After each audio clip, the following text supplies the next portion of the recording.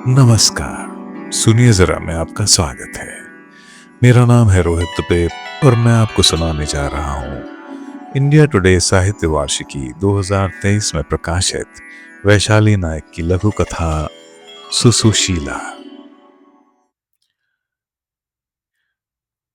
सुसुशीला का सही वाला नाम सुशीला था, लेकिन वह रोज बिस्तर गीला करती थी, इसलिए उसकी दो कमीनी बहनों ने उसका नाम सुसुशीला रख दिया था। सुसुशीला हमेशा क्लास में अव्वल आती।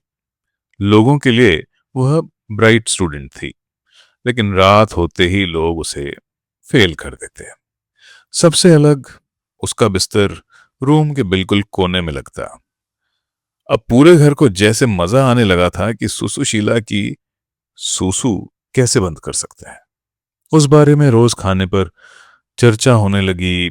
उसकी दो कमीनी बहनें उसे जानबूझकर गहरी नींद से उठाकर सूसू करवाने ले जाती, उसे पानी नहीं पीने देती। पापा को कहीं से पता चल गया था कि ज्यादा मीठा या नमकीन खाने से ज्यादा सूसू होती है, तो मिठाई और चाट भी छूट गए। दोनों कमीनी लप लप करके सारे गुलाब जामुन और पैटीज खा जाती। गुलाब जामुन तो पसंद नहीं था सुसुशीला को, लेकिन पैटीज के ख्याल से ही बेचारी की लार टपकती थी। हर सुबह रस्सी पर टंगी हुई बेडशीट पर सूसू के नक्शे और गहरे हो रहे थे। शुरुआत में बेडशीट के नीचे कमीनी बहनें सरिता साड़ी और ड्रेस मटेरियल की प्लास्टिक की थैलियां रखती थीं, ताकि गद्दा खराब न हो जाए।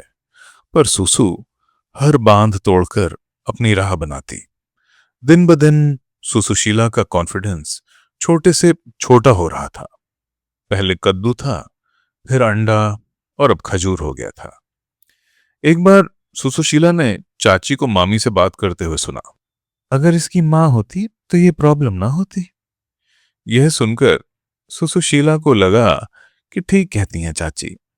और बच्चों की तरह अगर उसकी मां होती तो इन सबको डंडे से मारती। रात को सुसुशीला के साथ ही सोती और चुपके से सारी पैटीज उसे खिलाती। पर मां तो कब की दीवार पर लगी फोटो बन चुकी थी। अब सुसुशीला को अपना खजूर जितना कॉन्फिडेंस बचाना था। उसे अपनी सूसू किसी भी तरह रोकनी थी। फिर एक दिन छोटे हनुमान जी वाले मंदिर के पीछे वाले बनिए की दुकान से उसने बैंडेड का एक बड़ा सा डिब्बा खरीद लिया। अब वह रोज ढेर सारे बैंडेड चिपकाती।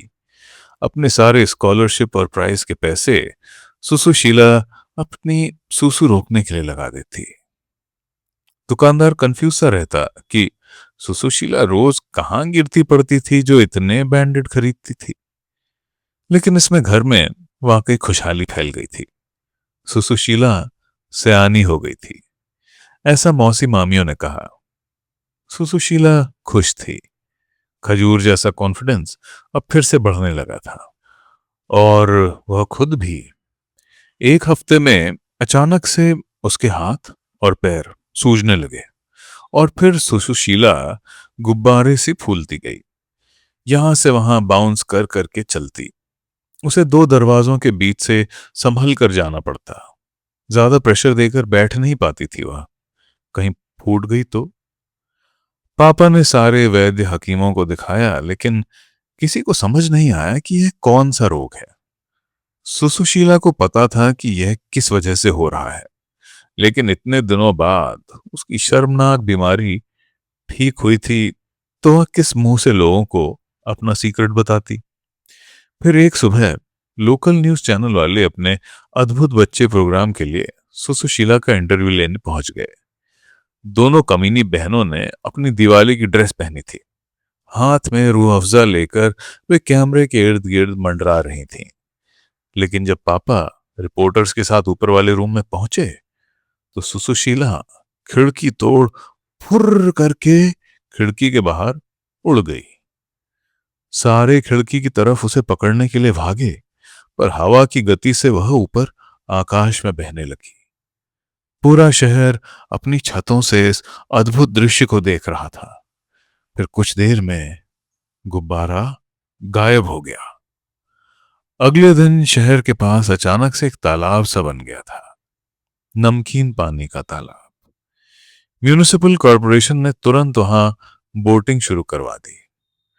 अब पापा दोनों कमीनी बहनों को लेकर हर हफ्ते वहां बोटिंग करने जाते।